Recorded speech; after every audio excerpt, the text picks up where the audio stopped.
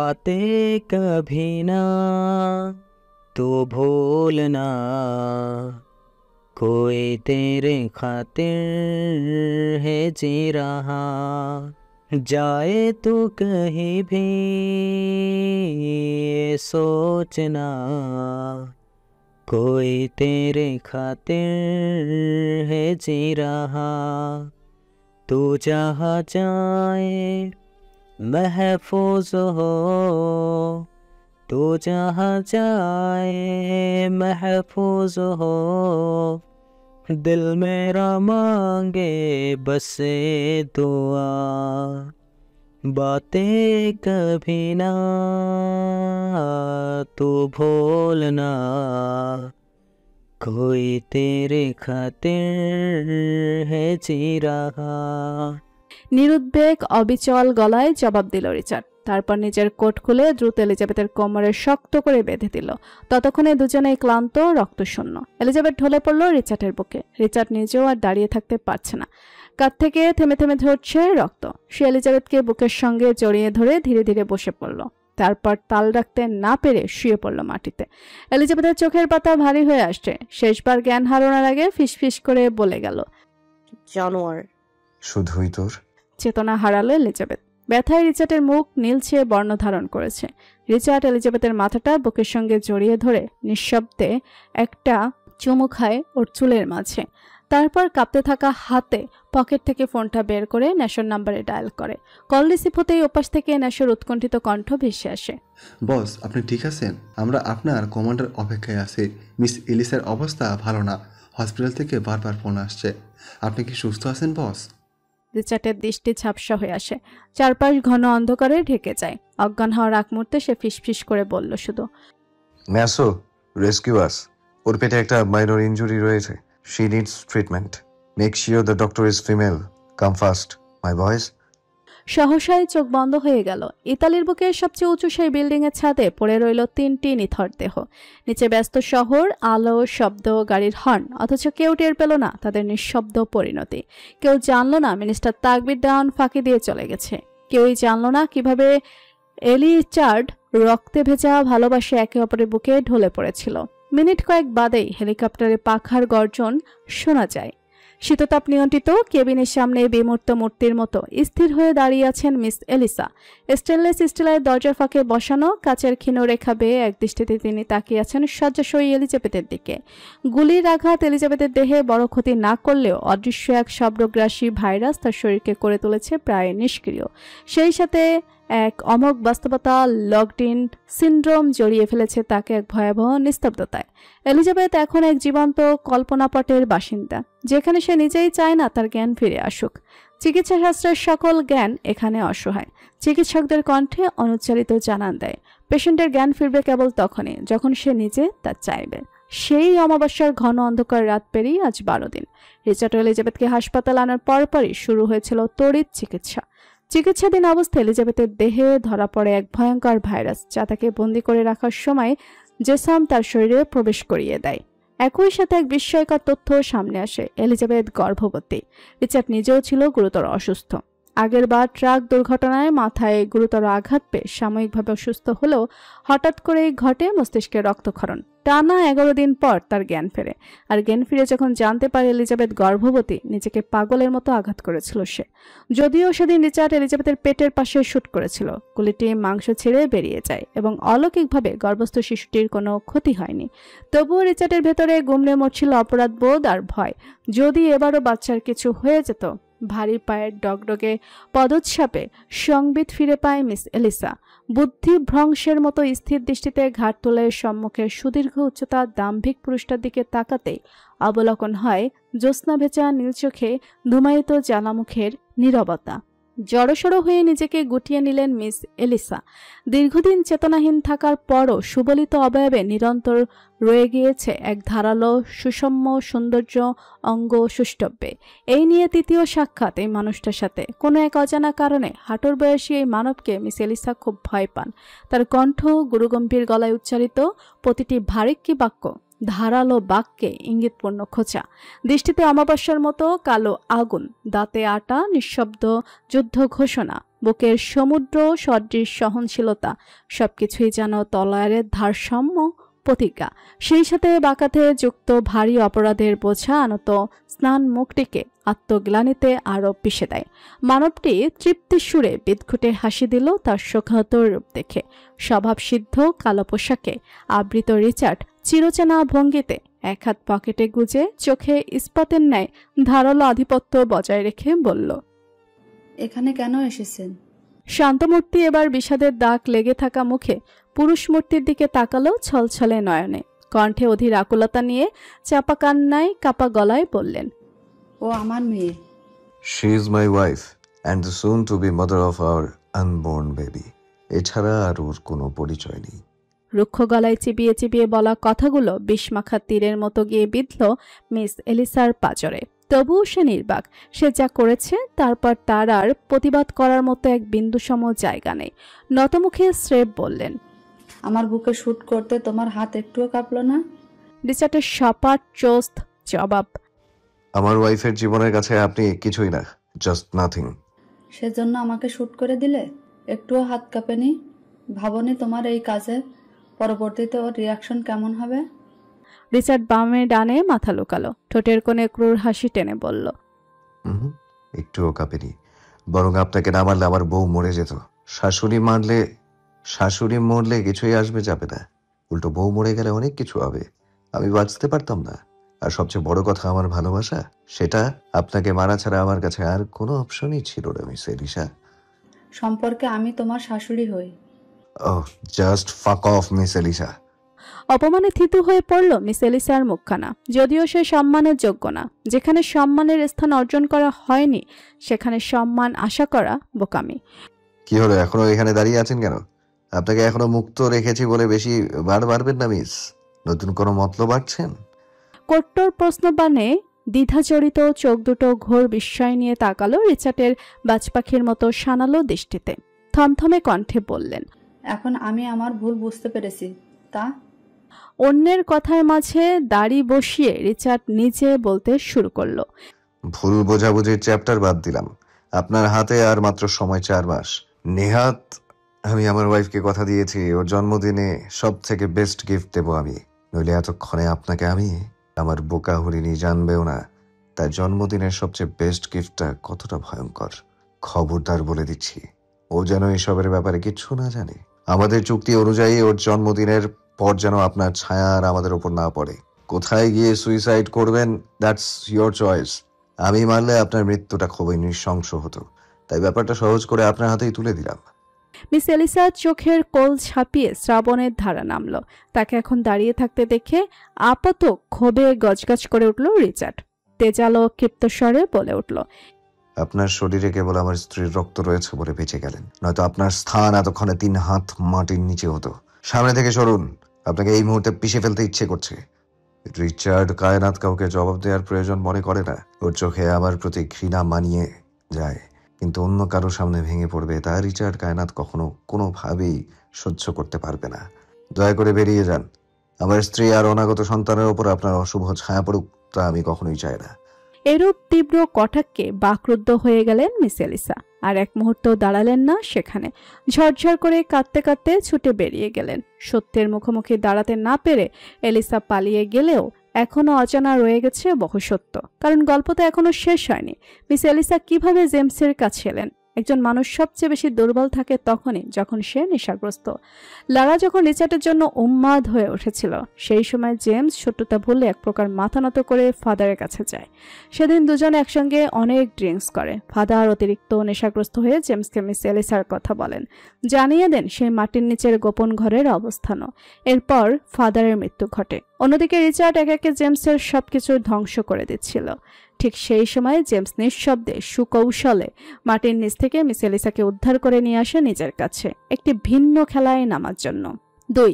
Lab থেকে report কিভাবে গায়েব হলো এবং তা শেষমেশ এলিজাবেথের হাতে কিভাবে পৌঁছালো এর পেছনেও ছিল জেমসের ছায়া। সবাই যখন সেকেন্ড অপশন রেখে এগোচ্ছিল তখন জেমস রেখেছিল থার্ড অপশন। সে চেয়েছিল রিচার্ডের রক্ত পর্যন্ত পৃথিবী থেকে মুছে ফেলতে, তাই তাকবীরকেও সে নিজের নিশানায় রাখে। রিচার্ড কেন মিস এলিসাকে গুলি করেছিল? দীর্ঘদিন বন্দিদশায় থাকার পর মুক্তিতে পাওয়া মিস এলিসা তখন জেমসের প্রতিটি কথা সত্য ভেবে বসেন। তিনি বিশ্বাস করেন এলিজাবেথের কারণেই তার স্বামী মারা গিয়েছে এবং তাকেও এতদিন ধরে আটকে রাখা হয়েছিল। সেই ক্ষোভেই ধীরে ধীরে জমে ওঠে মেয়ের প্রতিও। তাই তিনি জেমসের সাথে হাত মিলিয়ে সেদিন এলিজাবেথকে কল করে সেই বিল্ডিংয়ে আসতে বলেছিল যেখানে ছিল ভয়ঙ্কর মৃত্যুর ফাঁদ। রিচার্ড কেন মিস এলিসাকে শুট করে? রিচার্ড ছিল অত্যন্ত সজাগ। যখন সে জানতে পারে এলিজাবেথ সেই কনস্ট্রাকশন বিল্ডিংয়েই যাচ্ছে, তখনই সে প্রতিমধ্যে সোর্স লাগিয়ে পুরো জায়গাটা নারী নক্ষত্র নিজ নক্ষদর্পণে নিয়ে নেয় এবং জানতে পারে সেখানে বোমা বিস্ফোরণ ঘটানো হবে। তখনই মহান আল্লাহ তাআলা প্রদত্ত দৈবগুণ উর্বর দক্ষ রিফ্লেক্স ইন্দ্রিয় দ্বারা পুরো ষড়যন্ত্র বুঝে ফেলে রিচার্ড। প্রচণ্ড ক্রোধে, প্রতারণা ও বিপদে জর্জরিত হয়ে সে তখন মিস এলিসাকে গুলি করে বসে। যদিও তখনই নিচ থেকে ন্যাশো লুকাস এসে মিস এলিসাকে উদ্ধার করে হাসপাতালে নিয়ে যায়, আর রিচার্ড এলিজাবেথকে নিয়ে বিল্ডিং থেকে ঝাঁপিয়ে পড়ে, যার ফলে শেষ পর্যন্ত কারোর প্রাণহানি ঘটে না। এবার খোলাসা করা যাক জেমসের থার্ড অপশন ঠিক কি ছিল। প্রথম চাল ছিল এলিজাবেথকে কিডন্যাপ করে কোথাও আটকে রাখা, আর সেই অনুপস্থিতির বিষে তিলে তিলে রিচার্ডকে ধ্বংস করা। দ্বিতীয় চাল মিস এলিসাকে সামনে রেখে এলিজাবেথকে মানসিকভাবে ঘুরিয়ে দেওয়া, যাতে এলিজাবেথের হাত ধরে রিচার্ডকে সেই বিল্ডিংয়ে টেনে নিয়ে যাওয়া যায়। তারপর এক ভয়াবহ ব্লাস্টে শেষ করে দেওয়া হয় তাদের। কিন্তু সবচেয়ে ভয়ঙ্কর ছিল তৃতীয় অপশন। জেমস জানতো রিচার্ড অত্যন্ত চালাক, তার রিফ্লেক্স, তার ইন্দ্রিয় সবসময় সজাগ। অতএব রিচার্ড যদি একবার আসল চাল ধরে ফেলে তাহলে সে কিছুতেই মিস এলিসাকে ছেড়ে দেবে না। আর এখানে এলিজাবেথের প্রতি রিচার্ডের দুর্বলতাকে অস্ত্র করে তুলতে চেয়েছিল জেমস। প্রাণ প্রিয় স্ত্রীর খুনিকে যেমন রিচার্ড ছাড়বে না, তেমনি এলিজাবেথও তার মায়ের খুনিকে ছাড়বে না। জেমস জানতো যদি রিচার্ড নিজের হাতে মিস এলিসাকে শুট করে তাহলে এলিজাবেথ কখনোই তাকে ক্ষমা করবে না। নিজের মায়ের খুনি হিসেবে রিচার্ডের প্রতি জন্মাবে ঘৃণা। এটাই ছিল জেমসের আসল খেলা। তৃতীয় চালে ছিল তাকবীরও। আর তাই তো জেমস সেদিন ম্যানশনে পাঠিয়েছিল সেই ল্যাব টেস্ট রিপোর্ট ঠিক এলিজাবেথের হাতে তুলে দেওয়ার জন্য। রিপোর্টটি দেখে এলিজাবেথের হাত কেঁপে উঠেছিল, আর সেই কাপা হাত থেকেই রিপোর্টটি পড়ে গিয়েছিল মেঝেতে। সেখান থেকে শুরু এক নতুন আগুনের ছড়াছড়ি, যা শেষ করে দিয়েছে একটি প্রাণ, যা অনুতাপের গ্লানিতে প্রতিনিয়ত পড়াচ্ছে এক মাতৃ মন, যা ভুল বোঝাবুঝি আর অভিমানের দেয়াল তুলে দুজনের মাঝে রেখে দিয়েছে এক শীতল দূরত্ব ভালোবাসার চিহ্নহীন প্রান্তরে। ফুসফুস ভর্তি গরম নিঃশ্বাস ধীরে ধীরে দীর্ঘশ্বাসে রূপ নিচ্ছিল। সেই প্রলম্বিত নিঃশ্বাসের ছন্দে রিচার্ড এগিয়ে যাচ্ছিল কেবিনের দিকে। ঠিক তখন এক চিকিৎসক তাকে পত্রোধ করে বললেন, স্যার, অনুগ্রহ করে ফেস শিল্ড ও সুরক্ষা পোশাক পরে নিন, আপনি সংক্রমিত হতে পারেন। I fucking knew it. ঠান্ডা কণ্ঠে বলে অনর পায়ে কেবিনের দরজার ভেতরে ঢুকে গেল রিচার্ড। এলিজাবেথের চারপাশ ঘিরে স্বচ্ছ পলিথিনের পর্দা, একটা নিরাপত্তার খাঁচা মতো করে। চিকিৎসকেরা গর্ভস্থ শিশুর কথা ভেবে কোনো কঠিন ওষুধ প্রয়োগ করছেন না, চলছে কেবল স্যালাইন। নাকের ভিতর ঢোকানো একটি সরু নল, জীবনের ক্ষীণ সঞ্চার। ভাইরাসের প্রভাব সীমিত, তাই সন্তান নিরাপদ থাকবে বলে আশাবাদী সবাই। সব প্রতিকূলতা উপেক্ষা করে রিচার্ড নিঃসংকোচে সামনে এগিয়ে যায়। পলিথিনের পর্দা সরিয়ে সে দাঁড়ালো ভালোবাসার সামনে। ভেজা কাগজের মতো ফ্যাকাশে বর্ণ ধারণ করেছে গোলাপ বর্ণের আভিজাত্যপূর্ণ সুশ্রী মুখশ্রী। কবুতরের ন্যায় মকমলে পলকা দেহখানা সাদা বিছানার সাথে মিশে গিয়েছে। দীর্ঘ 12 দিনের শয্যায় সূর্যের তেজস্ক্রিয় রশ্মির ন্যায় লালচে কুন্তলার রাশি, দুপাশে বেনি গেঁথে রাখা। কলিবর্ণের ওষ্ঠযুগল আজ নীলাপ, নেই সেই পদ্মকমল হাসি। প্রকৃতির মতো প্রফুল্ল প্রাণ আজ নির্জীব নিস্তব্ধ। জড়বদ মুক্তির মতো কিছুক্ষণ দাঁড়িয়ে রইল রিচার্ড। অতন্ত্র নির্বিকার দুটি চোখে ঘুমান্ত রমণীর দিকে তাকিয়ে নিঃশব্দে ফেলল এক গভীর নিঃশ্বাস। রিচার্ড ধীরে ধীরে ঝুঁকে পড়ল এলিজাবেথের উপর। কাঁধ ঝুঁকতেই পুরনো ব্যথাটা টেনে উঠল রগে। তবুও মুখভঙ্গিতে এক বিন্দুও প্রকাশ নেই। বুকের বাঁদিকে যন্ত্রণার খোঁচা, তবুও তীব্র অথচ নিঃশব্দ। কেউ তা টের পায় না। রিচার্ড ঠোঁট বাড়িয়ে নিঃশব্দ ছুঁয়ে দিল এলিজাবেথের কোমল কপল। এক দীর্ঘ সর্বনাশা চুমুতে ঢেলে দিল জমে থাকা সব অস্থিরতা। তারপর দাম্ভিক পুরুষটা তার ভারী দখলদার সুরে চিরপরিচিত কোমলতা নিয়ে ডেকে উঠল, এলিজান। এই নিদারুণ কোমল সুরও তার ঘুম ভাঙাতে পারল না। গভীর নিদ্রার অতলে তলিয়াছে সে, অথচ সে সবটাই শুনতে পায়। অনুভব করে, তবু সাড়া দেয় না। নারীদের এই এক অদ্ভুত চরিত্র, হৃদয়ে অভিমান জমে উঠলে তার আর কান্নায় ভাঙে না, জাস্ট নিঃশব্দে চুপ হয়ে যায়। রিচার্ড ফিসফিস করে বলল, সরি জান, তখন মনে হয়েছিল আমি তোমাকে ছাড়া মরতেও পারবো না। তোমাকে শুট করার কোনো ইচ্ছাই আমার ছিল না রেড। ফুস করে নিঃশ্বাস ছাড়ল রিচার্ড। বেডসাইড টুলটা টেনে এনে বসল এলিজাবেথের মাথার কাছে। একটু আগেও তার কড়া চোয়ালের আড়ালে যে শীতল রাগ ঝিলিক দিচ্ছিল তা দেখে মিস এলিসা খানিকটা ঘাবড়ে গিয়েছিলেন। অথচ এখন মাত্র কিছুক্ষণের ব্যবধানে ভেতরে পা রাখতেই সেই মুখটায় ম্লান হয়ে গেছে এক নিঃশব্দ বেদনাতে। রিচার্ড কোটের পকেট থেকে কুচকানো ময়লা কয়েকটা কাগজ বের করলো। এগুলো প্ল্যাটফর্মে সেই বয়স্ক লোকটা দিয়ে গিয়েছে এবং যাওয়ার পূর্বে বিনীতভাবে বলে গিয়েছেন চিঠিগুলো সম্পর্কে যেন এলিজাবেথকে অবগত করা হয়। রিচার্ড খুব ভালো করে জানে এই চিঠিগুলোর প্রেরককে। সে গভীর শ্বাস টেনে ঠোঁট নেড়ে চিঠিগুলো পড়তে আরম্ভ করলো। প্রিয় শখের নারী, তারিখ 18/7/25। শুরুতেই বলা বাহুল্য, এলোমেলো মস্তিষ্কের আগোছালো লেখাগুলো বুঝে নিও। আজকের আবহাওয়া আমার ভেতরকার মতোই উত্তাল, হাত কাঁপছে, পায়ে অসহ্যকর ব্যথা। বাচ্চাদের মতো পা দুটো বিছিয়ে পাগল বেশে প্ল্যাটফর্মে বসে আছি, হাতে একটা বল পেন আর অনেকগুলো সাদা কাগজ। লিখতে বসেছি এক কলুষিত হাতে, অথচ কলমে ভাষা খুঁজে পাই না। কি লিখব? ছোট্ট একটা হৃদয় প্রবালের মতো কোমল অনুভূতির অতল জোয়ারে ভেসে চলেছেন নিরন্তর। তবে শুরু করি আমার রানীকে নিয়ে। সে কোনো রাজপ্রাসাদের রানী নয়, সে আমার মনের রানী। তার রূপের মাধুর্যে চোখ জুড়িয়ে যায়, অথচ ভাষা হারিয়ে ফেলে তার নাম খুঁজতে গিয়ে। কি বলে ডাকবো তাকে? রানী, মহারানী, রাজরানী নাকি রাজকন্যা? কারণ এতদিন এই নশ্বর পৃথিবীতে থেকেও এমন সৌন্দর্য কি কখনো দেখেছি আমি? মানুষ কি আদৌ এতটা সুন্দর হতে পারে?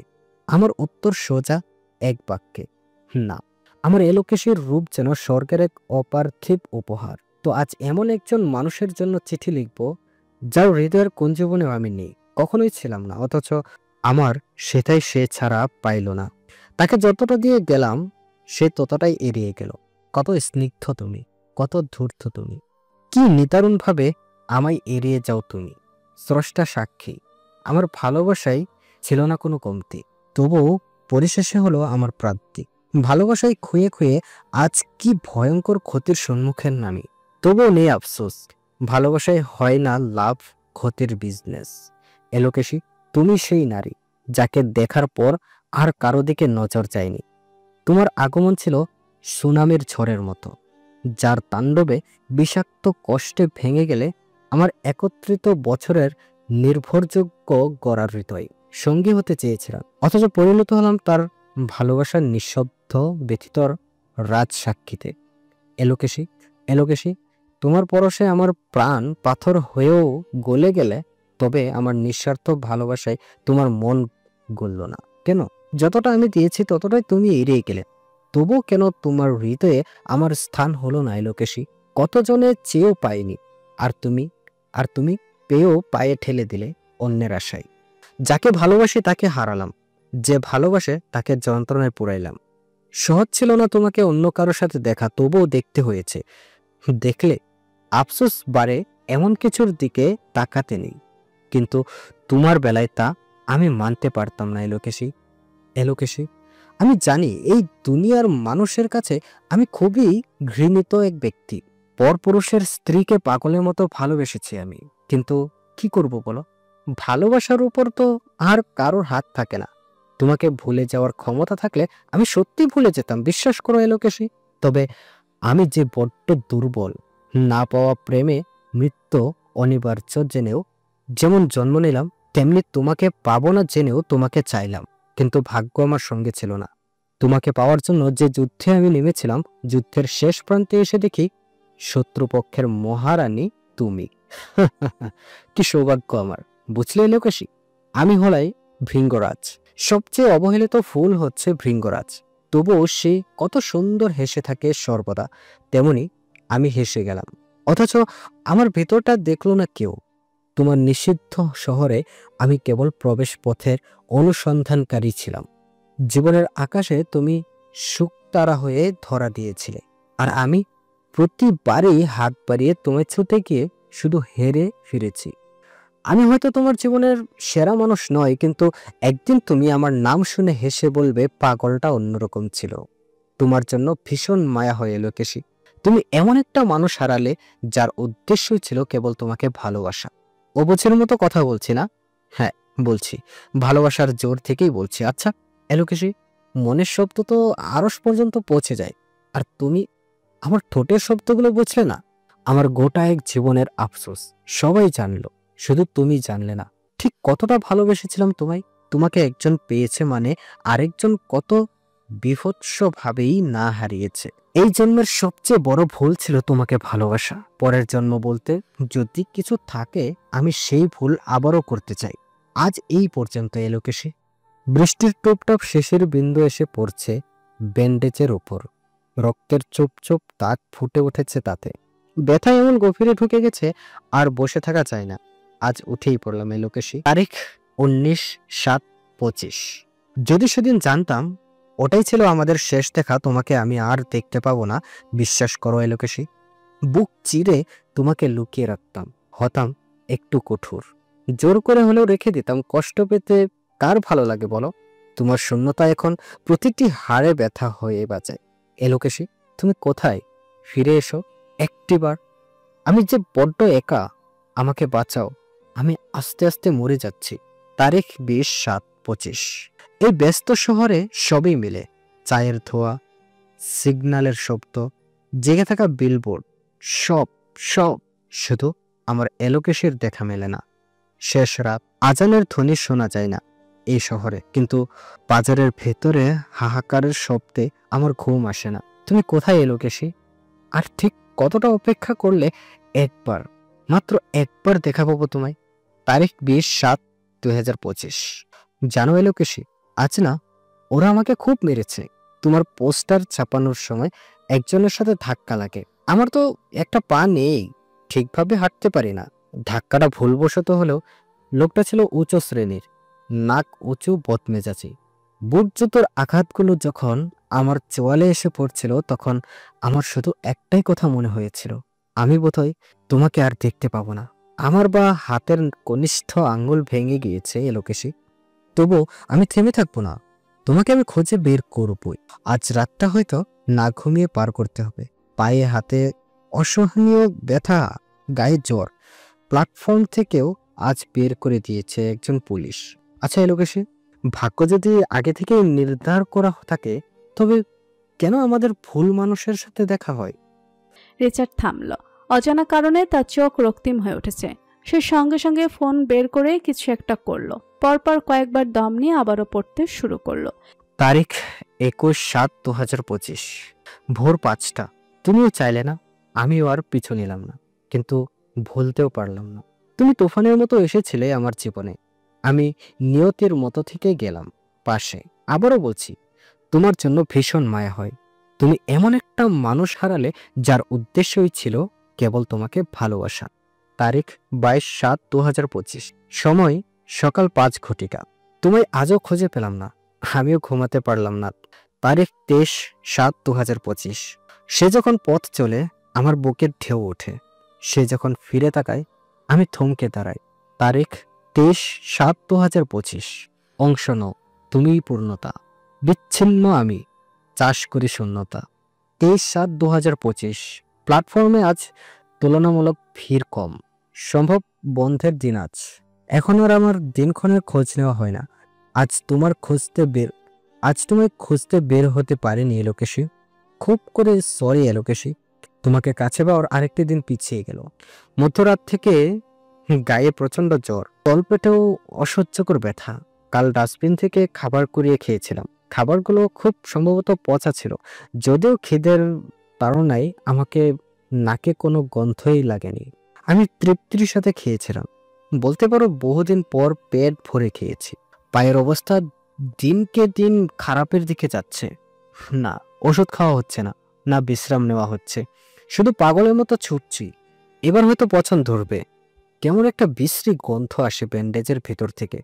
মানুষের মন মরে গেলে আর দেহের চিন্তা করে না, আমিও করি না। জানো, এই শহরের কিছু মানুষ খুব ভালো আর আমায়িক। সকালে তোমাকে চিঠি লেখার পর আমি যখন কাঁপছিলাম, তখন একজন এসে আমার গায়ে চাদর চড়িয়ে দিয়ে গেল। একজন দাদু আছেন, রোজ বিকেল হলেই আসেন, আমার জন্য খাবার নিয়ে আসেন। যদিও আমি নিতে চাই না, আসলে কখনো হাত পাতার কিংবা কারো কাছ থেকে নিয়ে খাওয়ার অভ্যাস ছিল না তো তাই। লোকটা নিতান্তই একজন ভদ্রলোক। তার খুব ইচ্ছে তোমাকে দেখবে। তোমাকে খুঁজে পেলে ওনার সাথে দেখা করতে নিয়ে যাব, কেমন? লোকটা আমাকে খুবই স্নেহ করে, আবার মাঝে মধ্যে গালও দেয়, আবার মাঝে মধ্যে পাগলও বলে। আচ্ছা এলোকেশি, আমি কি সত্যি পাগল? আমার খুব কান্না পাচ্ছে।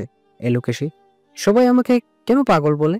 আমি পাগল না, আমি তো শুধু পাগলের মতো ভালোবেসেছি। পাগলের মতো ভালোবাসলে কি মানুষ পাগল হয়ে যায়? হ্যাঁ, স্বীকার করছি, আমার কনফেশনটা অনেক দেরিতে এসেছে। 4 বছর আগে যদি সাহস করে বলতেই পারতাম মনের কথা, তাহলে হয়তো আজ তুমি আমারই হতে। কিন্তু এখন শুধু না পাওয়ার দায়ে কি ভালোবাসার মানে ফুরিয়ে যাবে? তুমি নেই বলে কি আমি পাগল? এখানে সবাই আমাকে তাচ্ছিল্য করে পাগল ভাবে, আর আমি কেবল সেই অপমান গিলতে গিলতে মনের ভেতর তোমার মুখটাই আঁকড়ে ধরে থাকি। খুব গায়ে লাগে আমার। আমার পজিশন তো ছিল উঁচু পর্যায়ে, এলিট শ্রেণীর। আমি আজ কোথায়? একসময় আমার অবস্থান ছিল অনেক উপরে, যেখানে মন্ত্রী মিনিস্টাররাও আমাকে সালাম দিয়ে কথা বলতো। কোথাও বের হলে আগে পিছে থাকতো শত শত গাড়ি, কত প্রটোকল। আর এখন এখানে সাধারণ পুলিশও ঘাড় ধাক্কা দিয়ে প্ল্যাটফর্ম থেকে নামিয়ে দেয় পাগল বলে। এই অপমানে তোমাকে ভুলতে গিয়ে জানো, শতবার মৃত্যুর কথা ভেবেছি, কিন্তু এই মন তো তোমায় ছাড়ে না, শুধুই তোমার নাম ধরে কাঁদে। আমি নিরুপায়, ক্ষমা করো আমায়, আমি শুধু ভালোবেসেছিলাম। তারিখ 24/7/2025। অব্যক্ত নীরবতায় গুমরে মরা। বিকলাঙ্গ অনুভূতির আর্তনাদগুলো কি কখনোই তোমার কানে পৌঁছায় না? তারিখ 25/7/2025। যেদিন প্রথম তোমাকে লাল শাড়িতে দেখেছিলাম, আমার ভিতরটা যেন ফেটে যাচ্ছিল, এখনো ফেটে যাচ্ছে। যখনই মনে পড়ে লাল শাড়ি তুমি অন্য কারোর জন্য পরেছিলে, তুমি এলিজাবেথ ইমরাও এরিন তাকবীর দেওয়ানের জন্য লাল শাড়ি পরনি। তারিখ 27/7/2025। শুনেছি যারা লেখালেখি করে তারা নাকি কবি হয়। আজ এই কবি কি লিখবে? যেখানে কবি ব্যর্থ, গল্প অসম্পূর্ণ, সে অন্য কারো। আজকের চিঠিটা তুলনামূলক খুব বড় হবে এবং আমার জীবনের শেষ চিঠি হবে। অনেক বড় একটা সিদ্ধান্ত নিয়েছি আমি। সত্যি বলতে আর সম্ভব হচ্ছে না। এবার একটা রফা দফা করা খুব দরকার। তাছাড়া আমার কাছে লেখার মতো কাগজও আর নেই। কালকের বৃষ্টিতে আমার অনেকগুলো চিঠি ভিজে নষ্ট হয়ে গিয়েছে। অবশিষ্ট কাগজগুলো ক্ষিপ্ত প্রকৃতির শীতল হাওয়ায় উড়ে গিয়েছে। অবশিষ্ট যেই কাগজগুলো রয়েছে তা দিয়ে আজ কাজ চালিয়ে নেব। আমার শরীর আর দিচ্ছে না গো এলোকেশি। পেটে ক্ষুধা আছে কিন্তু খাবার নেই। আমি অনুভব করছি আমার পায়ের মাংস পচন ধরেছে, বিদঘুটে গন্ধ আমার নাকে আসে। আমি শুধু স্তব্ধ চোখে চেয়ে দেখি দিনকে দিন কিভাবে রসা তলে যাচ্ছে আমার পা। ফিরে যাওয়ার পথ আছে কিন্তু আমি ফিরতে চাই না। তাই আজ সব বলবো আমি, কিচ্ছু লুকাবো না। আচ্ছা এলোকেশি, আমায় ভালোবাসলে না কেন? ফেরাউন এত বড় জালেম হওয়ার সত্ত্বেও আসিয়া তার সাথে কেন গেল? তবে কি আমি তার চেয়েও খারাপ ছিলাম? আমি তো ফেরাউনও না, আর নও তুমি আসিয়া। আমার মনে সৃষ্টিকর্তার জন্য ছিল অগাধ বিশ্বাস। আমি মানুষটা অনেক খারাপ হলেও নিশ্চয় একটু ভালোবাসা পাওয়ার যোগ্য ছিলাম, তাই না? আর সত্যি কথা জানো কি, আমি খুব বোকা। বিয়ের মতো পবিত্র সম্পর্কেই টিকে না। সেখানে তুমি তো আমাকে ভালোই বাসনি, তাও আধার পথে আলোর দিশারির মতো তোমার ভালোবাসার আশায় নিজেকে তিলে তিলে শেষ করলাম। জানো এলেকসি, আমি না খুব কাঁদতাম, বাচ্চাদের মতো কাঁদতাম তোমাকে পাওয়ার জন্য। আমি আব্বার পায়ে ধরে কান্না করে বলেছিলাম মিস এলিসাকে ছেড়ে দিতে। বিশ্বাস করো, আমি চেয়েছিলাম তোমাকে সুন্দর একটা জীবন দিতে, ঠিক যতটা সুন্দর হলে প্রাপ্তির আনন্দমাখা অশ্রুতে ভিজে যায় আঁখি পল্লব। জানো, আমার চোখটি এখনো অশ্রু ঝরছে। কেন ঝরছে তা আমি জানি না, তুমি তো আমার নও। তবুও কেন কেন কেন? এই কেনর উত্তর আমি আজও খুঁজে পাইনি। তবে এটা জানি, আমার চিঠিটা পড়ার সময় তুমি কান্না করবে। কি কাঁদবে না? আবারও থামতে হলো রিচার্ডকে। বুকের উপর যেন অদৃশ্য এক পাথর চেপে বসেছে। নিঃশ্বাস নিতে কষ্ট হচ্ছে। কতটা আকুলতা নিয়ে সেই লোকটা চিঠিটা লিখেছিল, যে কায়নাতের মতো দৃঢ়চেতা মানুষকেও স্তব্ধ করে দেয়। রিচার্ড তাকালো এলিজাবেথের দিকে, দেখলো চোখের কার্নিশ বেয়ে নিঃশব্দে গড়িয়ে পড়ছে অশ্রু। আজ আর কেন যেন রাগ হলো না। নিঃশব্দে বৃদ্ধা আঙ্গুল দিয়ে অশ্রু মুছে দিয়ে আবারও পড়ে যেতে লাগলো সেই চিঠির প্রতিটি পৃষ্ঠা, প্রতিটি হাহাকার। আমার কখনোই কেউ ছিল না, তাই শেষ সময়ও কাউকে আশা করি না। বাপ, সেই তো ধ্বংস করলো। মা, নিজের না। জৈবিক মা, নিজের হাতে মারলাম। জৈবিক পিতা, চোখেই দেখলাম। আফসোস। বোন, বেচারে তো জন্মই দিতে পারল না। ভাই, সেও স্বীকার করেনি, আমিও পারিনি। ভালোবাসা, যে হৃদয় চেয়েছিলাম তা হয়ে গেল অন্য কারো। সংসার আমি সাজালাম, কিন্তু হলো কই? টাকা পয়সা অনেক আছে, সম্পত্তি অঢেল, রাজনীতি ওটা তো সময়ের সাথে কথা কয়। সময়, সে তো আমার সবচেয়ে বড় শত্রু। সবশেষে আমি একদম একা। রাজনীতির মাঠ একদিন আমার নামেই কাঁপত। কত লোক, কত তদারকি, বাপরে বাপ। ভাই ভাই বলে গলা শুকিয়ে ফেলতো অনেকে। বয়সে বাপ সমলোকও পায়ে পড়ে সালাম করত। ঘন্টার পর ঘন্টা বসে থাকতো শুধু একটুখানি দেখা পাবে বলে। আমার দানেই অনেকের চুলায় আগুন জ্বলত। তখন আমি ছিলাম তাদের স্বপ্ন, তাদের আইডল। প্রতিটি সমাবেশে নাম উঠলেই জনতার কণ্ঠে বজ্রধ্বনি, তাকবীর দেওয়ান, আইডল অফ আইডল।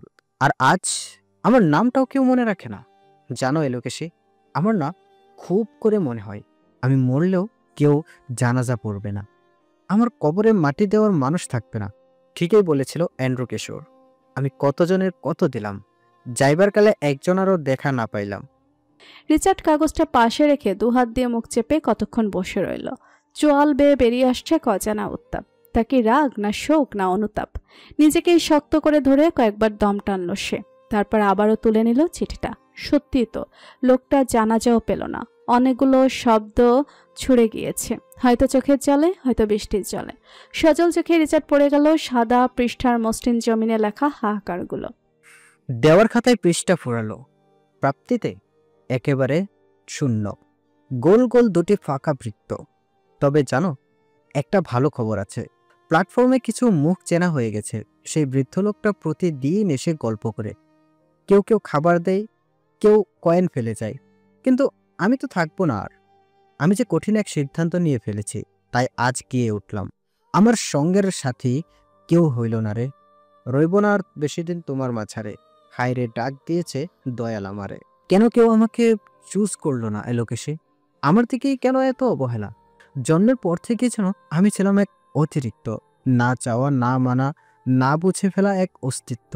জন্মের পর মা বাবা যদি একটু নজর রাখতো, শুধু একটু চোখে চোখে রেখে বলতো, তুই আমাদের, তুই কায়নাত বংশের, দেওয়ান বংশ তোর জন্য অভিশাপ, তাহলে হয়তো আজ জীবনটা এত কঠিন হতো না। হয়তো আমিও হাসতাম, হয়তো আমিও কাউকে আঁকড়ে ধরে বাঁচতে শিখতাম। কিন্তু আজ আমি শুধুই এক প্রশ্নচিহ্ন, যে নিজেকেই খুঁজে পাই না, আর অন্যের কাছে তো ছিলামই না। জানি আমার চিঠিটা অনেক বড় হয়ে যাচ্ছে, কিন্তু কি করব বলো? অনুভূতি চেপে রাখা গেলেও সংক্ষিপ্ত করা যায় না। 2 দিনের এই দুনিয়ায় আমরা 2.5 দিনেই বুকের কোণে কষ্ট পুষে রাখি। তারপরও স্বপ্ন দেখি কেউ একদিন আমাদের মতো করেই ভালোবাসবে। মানুষের মুখ অনেক, মন কটা। এই অভিনয়ের শহরে গান গাওয়ারও তো আর ফুসরত নেই। তবুও 2টো লাইন গাইলাম, কেমন? দেখো আলো আলো আকাশ, দেখো আকাশ তারায় ভরা। জানো এলোকেশী, আমি হেদায়েত চেয়েছিলাম। ভাবলাম এই উসিলায় হলেও যদি তোমাকে ভুলে যাই। সেজদায় পড়ে চোখের পানি শুকিয়ে ফেলেছি, বারবার বলেছি, খোদা শুধু একবার ভুলিয়ে দাও, কসম করে বলছি আর কখনো কাউকে ভালোবাসবো না। কিন্তু না, ভাগ্য কখনোই আমার হয়ে কথা বলেনি। আমি যা চেয়েছি পেয়েছি তার উল্টোটা। যেখানে মানুষ সেজদায় পড়ে জান্নাত চায়, সেখানে আমি শুধু তোমাকেই চেয়েছি, তোমাকে, বারবার, বারংবার। আবার সেখানেই লুটিয়ে পড়েছিলাম তোমাকে ভুলে যাওয়ার জন্য। কেমন অবুঝ আমি, লক্ষ্য করেছ? তাই আর ভুলে যাওয়ার কথা বলিনি কখনো। খোদার দরবারে দাঁড়িয়ে নিজেকেই ধোঁকা দিতে পারিনি, ভুলিনি তোমায়। কষ্টকেই সঙ্গী করে নিয়েছি চিরদিনের মতো। তুমি হলে জান্নাতের পরী, আর আমি জাহান্নামের নর্দমায় পড়ে থাকা এক পাপী কীট। আমাদের ফারাকটা শুধু পৃথিবীর না, আকাশ পাতালের। খোদা কি পারে না একবার, শুধু একবার আবারও তোমার সামনে আমাকে এনে দাঁড় করাতে? আমাদের আবার দেখা হোক, তখন আমি আর ওই হতভাগা মানুষটা থাকবো না। তখন আমি হব সত্যিকারের এক ভালো মানুষ, শুধু তোমার জন্য, শুধু তোমার সামনে দাঁড়ানোর যোগ্য হয়ে আসব। আমি খুব কঠিন একটা সিদ্ধান্ত নিয়েছি এলোকেশী। তোমার শূন্যতা আমাকে বাঁচতে দেয় না, একটা ছোট্ট বাচ্চার কান্না আমাকে ঘুমাতে দেয় না। ক্ষমা করে দিও প্রিয় শখের নারী। তোমার বিশ্বাস আমি রাখতে পারিনি, কি করেছি সেটা নাই বা বললাম আজ। শুধু এটুকু বলি, আমি আত্মাগ্লানির দাবানলে পুড়ে শেষ হয়ে যাচ্ছি। তোমার সঙ্গে দেখা হওয়াটাই খুব দরকার। একটা বিশাল পাপের জন্য ক্ষমা চাইতে চাই। তোমার মুখ থেকে চক্ষু শীতল করে এই জীবন থেকে বিদায় নিতে চাই শান্তিতে। জানো, প্রত্যেক আত্মহত্যাকারী জানে পরের জীবন হয়তো আরো যন্ত্রণাময়। তবু আমরা আত্মহত্যার পথ বেছে নিই, কারণ মানসিক অশান্তির চেয়ে শারীরিক কষ্ট সহনীয়। আমরা বাঁচতে চাই বলেই মূলত মরে যেতে চাই। তুমি শুধু একবার দেখা দাও, তারপর যা হবার হোক। সমাপ্তি মানেই তো শেষ নয় এলোকেশী। সমাপ্তি মানেই এক নতুন শুরু, এক নতুন পরিণতি, যেখানে আর কেউ বাধা হবে না আমাদের মাঝখানে। এই জন্মে দূরত্ব পেরোতে পারিনি, তাই ওপারে আমি অপেক্ষা করব। তুমি আসবে না? অজস্র পাপের ভিড়ে আমায় খুঁজে বের করার দায়িত্ব দিয়ে গেলাম তোমায়, বিশাল দায়িত্ব। কিন্তু পরের বার তুমিই হবে আমার মুক্তি। তখন কিন্তু দূরত্ব মেটানোর দায়িত্ব তোমার। তখন আর কোনো তৃতীয় ব্যক্তি থাকবে না, থাকবো শুধু আমরা। আমি চাই আমার আগমন হোক সবার আগে, তোমার দু চোখে আমি ভাসি প্রথম। সেখানে রিচার্ড কায়নাত নামক কারোর অস্তিত্ব না থাকুক, ওপরে থাকুক শুধু এক অচেনা ভালো মানুষ, যাকে তুমি চিনে নিতে পারো হৃদয়ের ছোঁয়ায়। সেখানে শুধু অমরত্ব পাক এলোকেশী আর তার ভালো মানুষের ভালোবাসা। এই বেলা এসে রিচার্ডের কণ্ঠস্বর খুবই নিচু হয়ে গিয়েছিল, যা শুধু সেই শুনেছে। শেষটুকু এভাবেই পড়ে গেল। ছোটবেলা থেকেই গানের প্রতি ছিল অপরা টান। যদি প্রকৃতি বাবার ঘরে আমার বেড়ে ওঠা হতো, তবে হয়তো আমি হয়ে উঠতাম এক খাঁটি শিল্পী। বাবা হয়তো আমার স্বপ্নকে ডানা দিতেন তাজওয়ার দেওয়ানের মতো। নিজের সুবিধার্থে আমায় রাজনীতির কাদায় টেনে নামাতেন না। জানো এলোকেশী, 4 বছর সময় নিয়ে তোমার জন্য একটা গান লিখেছিলাম। আমার একটা ডায়েরি ছিল, যার প্রতিটি পাতায় প্রতিটি ছন্দে শুধু তুমিই ছিলে। সেই ডায়েরিটাও হয়তো দেওয়ান মঞ্জিলের আগুনে ছাই হয়ে গেছে। তুমি জানো না এলোকেশী, আমি কতটা একা ছিলাম। আর সেই একা আমি যখন তোমার সান্নিধ্যে আসি, ধীরে ধীরে একটুখানি আশ্রয়ের স্বপ্ন দেখতে শিখি। ইচ্ছে ছিল কোনো এক চাঁদনি রাতে মাঝ নদীতে এক টুকরো নৌকায় তোমায় নিয়ে ভাসবো, আর তখন একখানা গান গেয়ে আমার অসহায়ত্ব তোমার হাতে তুলে দেব। বাতে কভি না তো ভুলনা, कोई तेरे खातिर है जी रहा, जाए तू कहीं भी सोचना, कोई तेरे खातिर है जी रहा, तू जहाँ जाए महफूज हो, तू जहाँ जाए महफूज हो, दिल मेरा मांगे बस ये दुआ, बातें कभी ना तू भूलना, कोई तेरे खातिर है जी रहा। বিশ্বাস করো এলোকেশী, তুমি যখনই ওর পাশে দেখতাম মনে হতো আমার ভেতরটা কেউ যেন দুমড়ে মুচড়ে ছিঁড়ে ফেলছে। আমি ছটফট করতাম, একজন মৃগীর রোগীর মতো। চোখ উল্টে যেত, বুক ধরফর করত। ঔষধে শান্তি আসতো না, ঘুম আসতো না, শুধু রাত জেগে 4 দেয়ালে আমার চিৎকার বারবার আঘাত করত, আর প্রতিটি দেয়ালে লেগে থাকতো আমার আর্তনাদের ছায়া। লিখে আর কতটুকু বোঝাবো তোমায়? চোখ থেকে ঝরা প্রতিটি অশ্রুতেই গাথা ছিল এক একটা উপন্যাসের শিরোনাম। সংক্ষিপ্ত করি এবার। আর একটুখানি জায়গা আছে, হাতেও প্রচণ্ড ব্যথা করছে। আজ আর কিছু লুকাবো না, সব সত্য বলে যাব। তোমাকে বলা মিথ্যেগুলোর ভেতরে আরও একটা মিথ্যে ছিল। আমার হার্টে কোনো রোগ ছিল না। আমি হসপিটালে যেতাম ঠিকই, কিন্তু সেটা হার্টের জন্য না। আমি চাইতাম আমার অতীত মুছে ফেলতে, কারণ যখনই সেই অতীত আমার চোখের সামনে ভেসে উঠত, আমি আর মানুষ থাকতাম না, অচেনা হয়ে যেতাম নিজের কাছে। তাই স্মৃতি থেকে মুছে ফেলতে চেয়েছিলাম সব। ব্রেন ট্রান্সপ্লান্ট নিয়ে দীর্ঘদিন গবেষণা করেছি শুধু এই একটা আশায়, তোমার সঙ্গে একটা শান্ত নির্ভেজাল জীবন গড়ব। আমি চাইনি তুমি আমার ভেতরের অন্ধকারটা দেখো। আমি চাইনি তুমি আমার জন্য কাঁদো। আমার বিশ্বাস ছিল সবাইকে ভুলে গেলেও আমি তোমাকে চিনতে পারবো, কিন্তু ভাগ্য আমার সহায় হলো না। সেদিন অপারেশন হওয়ার কথা ছিল। আমি স্বপ্ন দেখেছিলাম সব ছেড়ে তোমাকে নিয়ে পালিয়ে যাব কোনো দূর দেশে, যেখানে থাকবে না রিচার্ড কাইনাত, থাকবে না তাজওয়ার দেওয়ান। অথচ তার আগের দিনেই হসপিটালে বিস্ফোরণ। আমার 2 বছরের প্রস্তুতি, সব সংগ্রাম, সব এক মুহূর্তেই ছাই হয়ে গেল। যদি কোনোদিন মনে হয় তুমি তার কাছে যথাযথ সম্মান পাচ্ছ না, তখন এই চিঠির নিচে দেওয়া উকিলের সঙ্গে যোগাযোগ করো এলোকেশী। আমি জানি সে তোমায় ভালোবাসে গভীরভাবে। তবুও যদি তার ভালোবাসায় কোনোদিন অভাব অনুভব করো, দয়া করে নিজেকে হারিয়ে ফেলো না।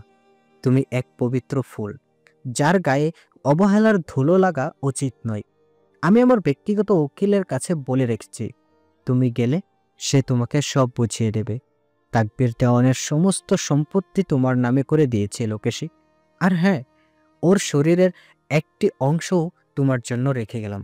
গতকাল আমি আমার একটি কিডনি তোমার নামে ডোনেট করে দিয়েছি, ওই ভদ্রলোকের সাহায্য নিয়ে।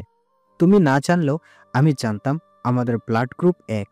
আমরা একসাথে জীবন পার করিনি ঠিক, কিন্তু আমার একটুখানি অস্তিত্ব যেন তোমার ভেতরে বেঁচে থাকে। আমার কিছু চাওয়ার আছে, এইটুকু আবদার রাখবে তো? 1, আমার কবরটা যেন হয় আমার মা বাবার মাঝখানে। একটুখানি আদর চাই তাদের এই জীবনের শেষে গিয়েও। 2, করুণা করেও যদি হয় একবার এসো আমার কবরে। যদি হৃদয়ে টান নাও জাগে, তবে এনে লাগিও তোমার প্রিয় বেলি গাছটা। ফুল ফুটলে ফুলের গন্ধে বিভোর হয়ে ছুটে এসো একদিন। তখন যেন তোমার পরনে থাকে লাল শাড়ি, শুধুই আমার জন্য। 3, তোমার স্বামীকে মন থেকে ভালোবাসো। সে আমার চেয়েও কঠিন সময় পার করেছে জীবনে। তার জীবনের অর্ধেক কেটেছে একা আধারে। না পাওয়ার কষ্ট বাদ দিলে সে ছিল আমার থেকেও দুর্ভাগা। যেদিন জানতে পারলাম সে আমার ভাই, মনটা কেমন করে উঠেছিল। একটু খোঁজ নিয়ে যখন ওর অতীতটা জানতে পারলাম, অজান্তেই চোখ ভিজে উঠেছিল। মা বাবাহীন জীবনে বেড়ে ওঠা আমার ভাইকে কখনো অবহেলা করো না এলোকেশী। আমরা এক রক্তের হলেও ভিন্ন গোছের মানুষ। আমি হয়তো আমার যন্ত্রণা প্রকাশ করতে পারি, কিন্তু ও পারে না, আর তাই ওর কষ্টটাই বেশি। যা বোঝার ক্ষমতা অনেকেরই নেই। সবশেষে এটুকুই চাওয়া, তোমরা সুখী হও। তবে এটুকু স্বীকার করতেই হবে, তোমার স্বামীর ভালোবাসাই ছিল এক রকমের তীব্রতা, ছিল এমন কিছু যা হয়তো আমার ভালোবাসার থেকেও বেশি শক্তিশালী ছিল।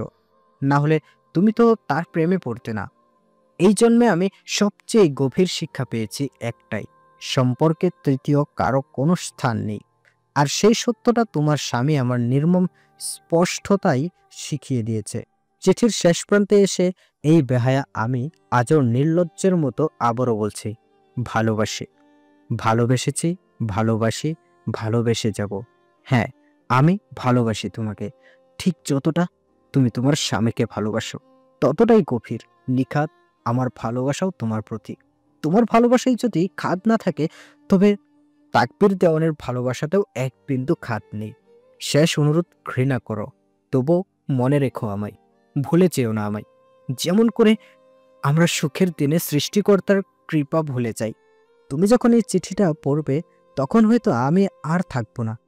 অপ্রত্যাশিত জীবনের প্রত্যাশিত মৃত্যুকে আমি সাদরে গ্রহণ করলাম। আর বলবো না এলোকেশী, বাঁচাও, আমাকে বাঁচাও তুমি, বুক চলে যাচ্ছে, পুড়ে যাচ্ছে, আমাকে বাঁচাও তুমি। আর বলবো না। অতঃপর খোদা কি তোমার আমার মিলন লিখতে পারতো না? ইতি ব্যর্থ পুরুষ। রিচার্ড স্তব্ধ, শান্তমূর্তির মতো বসে রইল কিছুক্ষণ। লোকটা কি সত্যি তাকে ভাই বলে মেনে নিয়েছিল শেষ সময়? বুকটা হঠাৎই ভরে উঠল এক অজানা উষ্ণতায়, কিন্তু সে আনন্দেই হঠাৎ ধাক্কা দেয় এক নিষ্ঠুর স্মৃতি। লোকটার শেষ ইচ্ছেগুলো অপূর্ণ রয়েই গেল। তার কবরও দেওয়া হয়নি বাবা মায়ের পাশে, জানাজাও হয়নি। এই ব্যস্ত শহরে কেই বা সময় করে তার জানাজা পড়াবে? ন্যাশো আর লুকাস তখন ব্যস্ত হসপিটালে দৌড়াদৌড়িতে। তাদের কাছে তাকবীর দেওয়ান শুধু একটা দায়িত্বহীন বোঝা, কোনো রকমে মাটি চাপা দিয়ে শরীরে পচন ঠেকানোর জন্য। এই প্রথম রিচার্ড বোবা হয়ে যায়, কিছু বলার মতো শব্দ খুঁজে পায় না।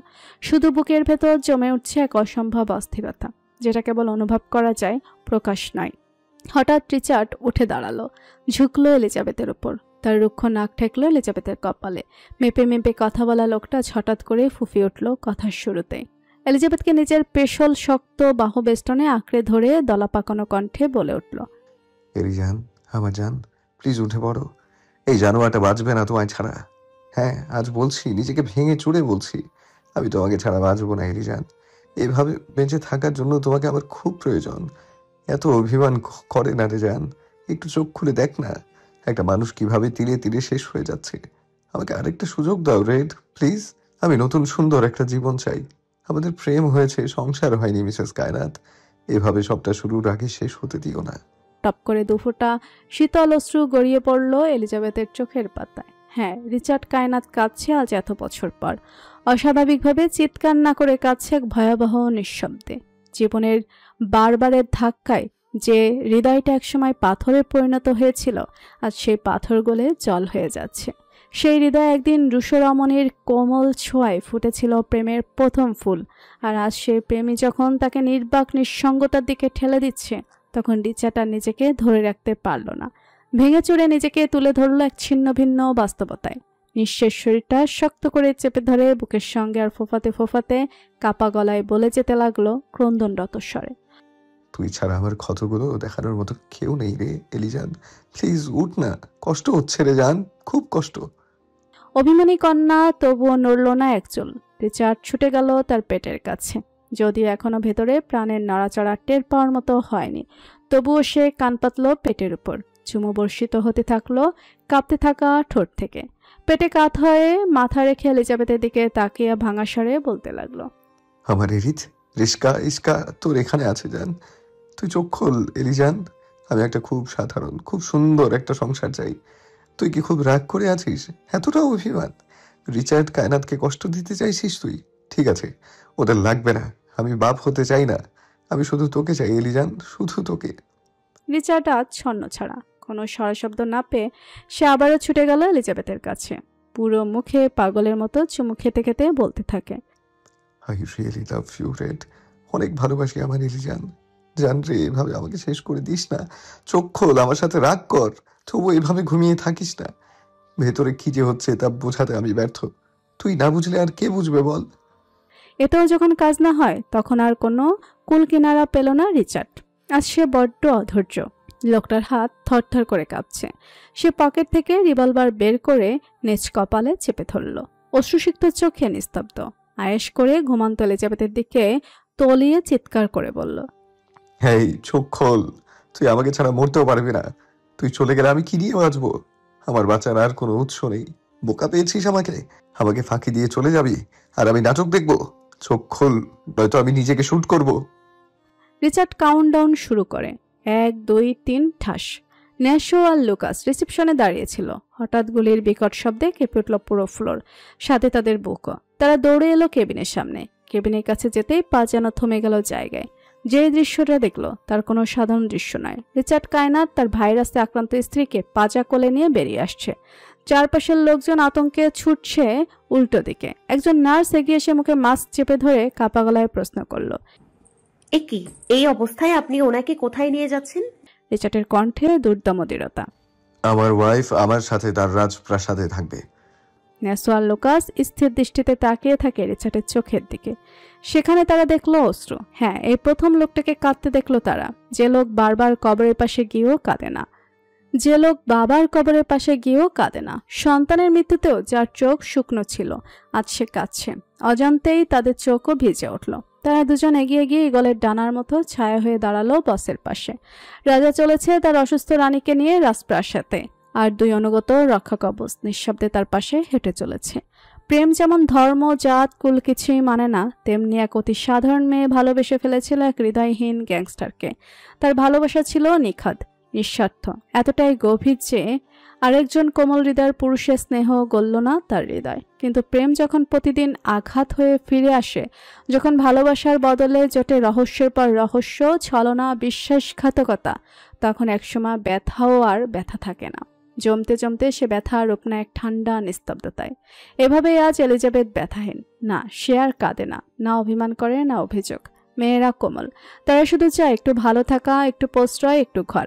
আর এত রহস্য, এত ছলনার খেলায় সে ক্লান্ত, তাই সে আর উঠল না। সে শুধু ঘুমোয় এক গভীর শান্ত অব্যক্ত ঘুমে, যেখানে আর কেউ তাকে ব্যথা দিতে পারবে না। এলিজাবেথকে ম্যানশনে রেখে চিকিৎসার সব ব্যবস্থা করে রিচার্ড গাড়ি নিয়ে রওনা দিল। গধূলির নরম আলোয় পৌঁছে গেল ইতালির সবচেয়ে বৃহৎ কবরস্থানে। গাড়ি থেকে নামার আগে ভুল করেনি, কালো পলির ব্যাগটা হাতে নিয়েই নেমেছিল। রিচার্ড সরাসরি গিয়ে দাঁড়ালো এক নির্জন কবরের সামনে। তাকবীর দেওয়ান ছাড়া সেখানে আর কারোর নামই খোদাই করা নেই। থাকবে কিভাবে? লুকাস নাশি ওরা কেউই জানতো না রিচার্ডের বাবা মায়ের নাম। কিছুক্ষণ চুপচাপ দাঁড়িয়ে থেকে হঠাৎ হাঁটু গেড়ে বসে পড়ল রিচার্ড। সমাধি ফলকের একপাশে পাথর দিয়ে ঘষে নিজের হাতে লিখে দিল তার আসল বাবা মায়ের নাম। অতঃপর ব্যাগ থেকে বের করলো একটি ছোট্ট বেলি ফুলের চারা। এই শহরে তা খুঁজে পেতে কম কাঠখড় পোহাতে হয়নি, তবু পেরেছে রিচার্ড। নিজের হাতে চারা গাছটা রোপণ করলো তাকবীরের কবরের পাশে। এক দৃষ্টিতে কবরের দিকে কিছুক্ষণ চেয়ে থেকে মৃদু কণ্ঠে বলে উঠল, সন্তানের খুলি কখনো ভাই হতে পারে না, তবুও তোর একটা শেষ ইচ্ছে আমি পূরণ করব। কে জানে কেন গাছটা কেন লাগালো সে। তারপর আর এক মুহূর্তও দাঁড়ালো না, উঠে দাঁড়িয়ে হনহনিয়ে হেঁটে চলে গেল রিচার্ড। কবরস্থান থেকে সরাসরি চলে গেল রিচার্ড একটি ছোট্ট মসজিদে। গাড়ি থেকে নেমে পায়ের জুতো মোজা খুলে হাঁটা দিল অজুখানার দিকে।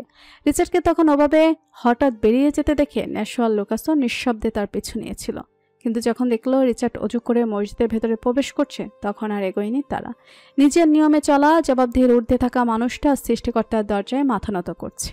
লুকাসের দিকে তাকিয়ে হালকা হেসে নেশো বলল, ভালোবাসা এমন এক জাদু যা পশুকেও মানুষ বানিয়ে ফেলে। তারা চলে গেল। মাগরিবের 7 টাকাত নামাজে রিচার্ড নিয়েছিল পুরো 40 minute.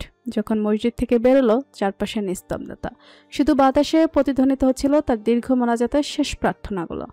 Ya Allah, this villain has proven that even a villain can be a lover. Now please give me a chance to prove that a villain can also be a good husband and the best father. Ya Allah, I want my wife back.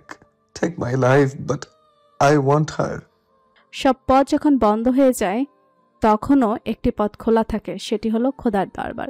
সেই দরজায় ফিরে আসা মানেই আসার সম্ভাবনা। Richard চোখের জল মুছে গাড়ির দিকে এগোচ্ছিল। এমন সময় তার ফোনটা বেজে ওঠে। কল রিসিভ করতেই চোখের কোণ আবারও ভিজে উঠল। কালচে ঠোঁটটায় ফুটে উঠল এক ব্যতিক্রমধর্মী হাসি। বাগালে খেলে গেল সৌন্দর্যের আলো। রিচার্ড দৌড়ে ছুটে গেল গাড়ির দিকে। ঠোঁটের কোণে লেপ্টে আছে পূর্ণতার আভাস, চোখে অনাগত পূর্ণের চিহ্ন। দোয়ার শক্তি বুঝি এমনই। রিচার্ড ছুটে চলেছে এক অদৃশ্য টানে। পেছনে রেখে গেল একটি মাত্র বাক্য, ইয়েস, ভিলেন ক্যান বি লাভার। পাপ্পা পাপ্পা। পাতলা কণ্ঠের আধভাঙা স্বর ঘুম ঘোরে নিস্তব্ধতা ভেঙে চলেছে। ছোট ছোট হাত পা ছুড়াছুড়ি, দস্তাদস্তির মৃদু শব্দ বিছানার নরম কাপড় ছুঁয়ে হারিয়ে যাচ্ছে। রিচার্ড কপাল কুঁচকে চোখ মেলে তাকালো। ঢেউ খেলানো বুক থেকে গুটিসুটি মেরে আড়ম্বরে ঘুমিয়ে থাকা এলিজাবেথকে সরিয়ে বালিশে শুয়ে ওর নগ্ন শরীরটা কমফোর্টার দিয়ে ভালো করে মুড়ে দিল। ঘুম আজ বেশ গাঢ়। বালিশে মাথা রাখতে এলিজাবেথ ঘুরে ছোট মেয়েটাকে বুকে মিশিয়ে আবারও ঘুম রাজ্যে পাড়ি দিল। কাল রাতে তিনজনই শেষ রাতে জায়গা পেয়েছিল মাম্মা পাপার মাঝে। রিচার্ড স্মিত হেসে পাশে ঘুরতেই দেখতে পেল তার বড় পরী উঠে পড়েছে। ছোট ছোট আঙুলগুলো মুখের ভেতর ঢুকিয়ে রেখেছে। খিদে পেয়েছে সম্ভবত। গাল প্রসারিত করে হাসলো রিচার্ড। কোনোই বিছানায় ঠেকিয়ে হাতের তালুতে মাথা রেখে মেয়ের মুখ থেকে হাত সরিয়ে দিল আলতো করে। পাশের ছেলেটা এখনো ঘুমোচ্ছে নির্বিঘ্নে, একদম নিশ্চিন্তভাবে। রিচার্ডকে দেখা মাত্রই বাচ্চাটা চোখ জলজল করে উঠল। উচ্ছ্বাসে হাত পা ছুটতে ছুটতে কচি গোলাপি ঠোঁট নাড়িয়ে এক নাগাড়ে বলতে লাগলো, পাপ্পা। রিচার্ডের হৃদয়ের প্রশান্তিতে ভরে গেল মেয়ের মুখ থেকে পাপা ডাক শুনে। ঝুঁকে মেয়ের লাল টুকটিকে গালে ঠোঁট ছোঁয়ালো। বাবার স্পর্শে যেন শিশুটির শরীরে এক মিষ্টি শিহরণ বয়ে যায়। সে এখন আর থামতে জানে না, চেঁচিয়ে বলতে থাকে, পাপ্পা পাপ্পা। রিচার্ড ঠোঁট কামড়ে হাসলো। মেয়ের কানের কাছে মুখ নিয়ে ফিসফিস করে বলল, নো প্রিন্সেস, শব্দ করে না। মাম্মা ঘুমোচ্ছে। কাল সারা রাত পাপ্পার জন্য মাম্মা একটু ঘুমোতে পারেনি। মাম্মাকে একটু ঘুমোতে দাও সুইট হার্ট। অবুধ ছোট্ট মন বোঝে না এসব সংযত কথাবার্তা। তার মুখ ততক্ষণে বিরতিহীন চলতে থাকে। এদিকে ছেলেও তার শব্দে ঘুম থেকে উঠে যায়। ঘাড় কাত করে পাপাকে দেখতে পেয়ে হাত পা ছোড়াছুড়ি শুরু করলো। ঠিক তখনই অ্যালার্ম বেজে ওঠে। রিচার্ড দীর্ঘশ্বাস ফেলে আলগোছে বেড থেকে উঠল। এখন তার জিম টাইম, আর বাচ্চাদেরও নিশ্চয়ই খিদে পেয়েছে। রিচার্ড একবার ফিরে তাকালো এলিজাবেথের দিকে। মা মেয়ে আরামে ঘুমিয়ে আছে। ওদের ঘুম নষ্ট করতে ইচ্ছে হলো না তার। তাই নিঃশব্দে উঠে 2 সন্তানের জন্য ফর্মুলা মিল্ক বানিয়ে নিল। বড় দুজনকে খাইয়ে ছোট মেয়েকে খাওয়ানোর জন্য কাছে যেতেই দেখলো সে ইতিমধ্যে মায়ের বুক থেকে দুগ্ধ পান করছে, সাথে ছোট্ট মুখে চপচপ শব্দ তুলছে। সকালের কি এক অপূর্ব দৃশ্য! অন্দরে উষ্ণ হাওয়া ছুঁয়ে গেল। রিচার্ড মুস্কি হাসল। নুয়ে মেয়ের কপালে স্নেহের চুমু এঁকে দিল। অতঃপর আলতোভাবে বউয়ের কপালেও ছুঁয়ে দিল ভালোবাসায়। পরপরই বাকি 2 জনকে স্টলারে বসিয়ে বেরিয়ে পড়ল তার ব্যক্তিগত জিমের উদ্দেশ্যে। রুপটপে সুইমিং পুলের পাশে তৈরি নিজেদের ব্যক্তিগত জিমনেসিয়ামে গিয়ে থামল রিচার্ড। বাচ্চাদের বয়স এখন 7.5 মাস। তাদের মধ্যে ছোট মেয়েটা জন্ম থেকে একটু শারীরিকভাবে দুর্বল, তাই তাকে নিয়ে খাটতেও হয় বেশি। সারাদিন এলিজাবেথকে মেয়ের পাশে থাকতে হয়। সকালের কোমল আলোয় জীবনে এক টুকরো প্রশান্তি ধরা দেয় রিচার্ডের কাছে। ট্রেডমিলের উপর ছন্দবদ্ধ পদক্ষেপে শরীরচর্চায় নিমগ্ন থাকলেও দৃষ্টি তেরচা হয়ে আছে সামনে। এক মুহূর্তের জন্য দৃষ্টি সরে না 2 সন্তানের নিষ্পাপ উচ্ছ্বাসে মুগ্ধ হয়ে রয়েছে রিচার্ড। ছোট্ট দুটি উজ্জ্বল মুখের খিলখিল হাসিতে ভরে উঠেছে চারিধার। রিচার্ডের সুঠাম প্রশস্ত বুকে ঘামের কণা ঝরে। সূর্যের আলোয় সেগুলো মুক্তের মতো ঝিলমিল করে ওঠে। বিস্ময়ে হতবাক গোল গোল চোখগুলো পিট পিট করে তাকিয়ে আছে পাপার বলিষ্ঠ শরীরের দিকে।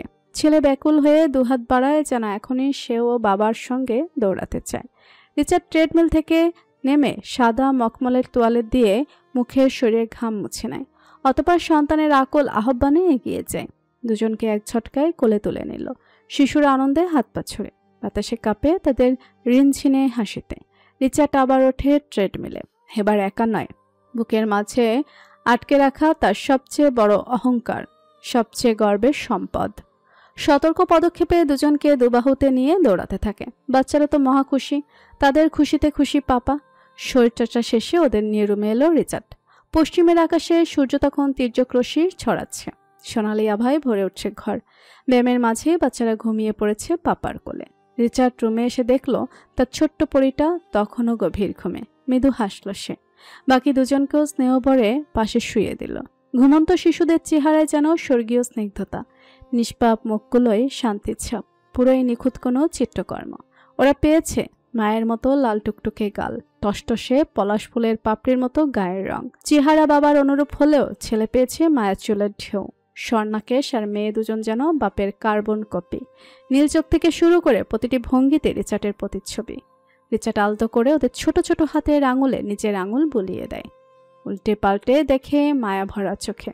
হাঁ করে ঘুমানো নিষ্পাপ মুখগুলোর কোনায় এক চিলতে লালা বেয়ে পড়ছে। রিচার্ড স্নেহ ভরে হাত দিয়ে মুছে দিল। সে এখন সারাক্ষণই ভালোবাসার কোমল পরশে জড়িয়ে রাখে নিজের ধনেদের। অতীত মুছে দিয়ে এরাই এখন তার জীবনের সবচেয়ে বড় অংশ। কে জানি বলেছিল আমি ঘর করার ছেলে না, এখন এই 3টে আসলো কোথা থেকে? তরাক পেছন ঘুরল রিচার্ড। এলিজাবেথ বাথরুমের দরজায় দাঁড়িয়ে মিটিমিটি হাসছে। রিচার্ড ঠোঁট কামড়ে হেসে ভুরু নাচাতে নাচাতে উঠে দাঁড়ালো। কি জানি রাত হলে কি হয়ে যায় বলেই বাতাসের গতিতে এগিয়ে সুকৌশলে খোপ করে এলিজাবেথ কোমর আঁকড়ে ধরল রিচার্ড। সকাল সকালে লাগামহীন স্বামীর এহনকাণ্ডে ভরকে গেল এলিজাবেথ। পরক্ষণে শুয়ে নিল তার স্বামী অবদ্ধজনিত কাজকর্ম। তার এখন হুটহাট কাছে আসে, সঙ্গীন মুহূর্তে ডুব দেওয়া, অযাচিত অনিয়ন্ত্রিত স্পর্শ, এইসব কিছু রয়ে শুয়ে গিয়েছে। ওর কপালের বেবি হেয়ারগুলো কান পিঠে গুজে দিল রিচার্ড। ঝুঁকে কানের লতিতে ঠোঁট ছুঁয়ে হিসহিসিয়ে জানতে চাইল, পজিটিভ? এলিজাবেথ চমকে উঠল। ঘাট তুলে রিচার্ডের চওড়া তামুকে ফেল করেছে, নিঃশব্দে দুপাশে মাথা নাড়ল। স্ববর্গীয় শব্দ উচ্চারণ করে নাক মুখ কুচকে ফেলল রিচার্ড। তীব্র হতাশার ছাপ আদলে ফেলে বিষণ্ণ কণ্ঠে বলল, উফ, আমার ঘামগুলোই বৃথা গেল। খেপাসারের মতো খেকে উঠল এলিজাবেথ। কি আপনি জানতেন? তার মানে আপনি ইচ্ছে করে এমন করতেন? এত বাড়াবাড়ি? চাইতেন এমনটা হোক, তাই না? চাপা হাসল রিচার্ড। আবার ওর কানের লতির কাছে ঠোঁট নিয়ে শীতল স্পর্শ দিয়ে বলল, হ্যাঁ, আমি আরো দুটো মেয়ে চাই, দিবে না আমায়? এলিজাবেথের বুকে মৃদু স্নিগ্ধ কম্পন হলো। লাজুকতার লালচে আভাত ছড়িয়ে পড়ল অবয়বে। রমণীর গালে পথে সরব হাসি রেখে পায়ের পাতায় ভর দিয়ে দুহাতে পেঁচিয়ে ধরল রিচার্ডের ঘাড়। সমুদ্রের নীলাম্বরে চোখ রেখে দৃঢ়স্বরে বলল, দেখলেন, আপনি মেয়ে জাত ঘৃণা করতেন, তাই উপরওয়ালা প্রথমেই দুটো কন্যা সন্তান দান করেছেন আপনাকে, আর এখন আপনি আরও চাইছেন। রিচার্ড ওকে নিজের সাথে মিশিয়ে নিল। স্মিত হেসে বলল, all credit goes to you ওয়াইফি।